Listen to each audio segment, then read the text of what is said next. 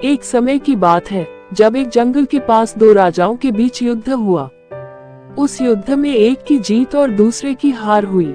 युद्ध खत्म होने के एक दिन बाद तेज आंधी चली, जिस कारण युद्ध के दौरान बजाया जाने वाला ढोल लुढ़क कर जंगल में चला जाता है और एक पेड़ के पास जाकर अटक जाता है।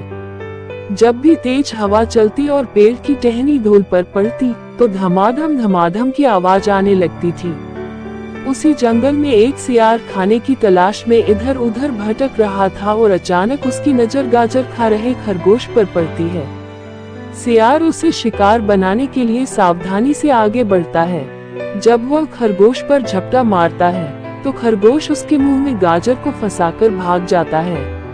किसी तरह से सियार गाजर को मुंह से बाहर निकालकर आगे बढ़ता है तो उसे ढोल की तेज आवाज सुनाई देती है। वह ढोल की आवाज सुनकर घबरा जाता है और सोचने लगता है कि उसने पहले कभी किसी जानवर की ऐसी आवाज नहीं सुनी। जहां से ढोल की आवाज आ रही थी, सियार उस उड़ जाता है और यह जानने की कोशिश करता है कि जानवर उड़ने वाला है या चलने वाला। फिर वह ढोल के पास जाता है और उस पर हमला करने के लिए कूदता है तो धम की आवाज आती है, जिसे सुनकर सियार छलांग लगाकर उतर जाता है और पेड़ के पीछे छुपकर देखने लगता है। कुछ मिनट बाद किसी तरह की प्रतिक्रिया न होने पर वह फिर से ढोल पर हमला करता है और फिर से धम की आवाज आती है और वह फिर से ढोल से कूदकर भागने लगता है, लेकिन इस बार वह वहीं पर रुककर मुड़कर देखता है। ढोल में किसी भी तरह की हलचल न होने पर वह समझ जाता है कि यह कोई जानवर नहीं है।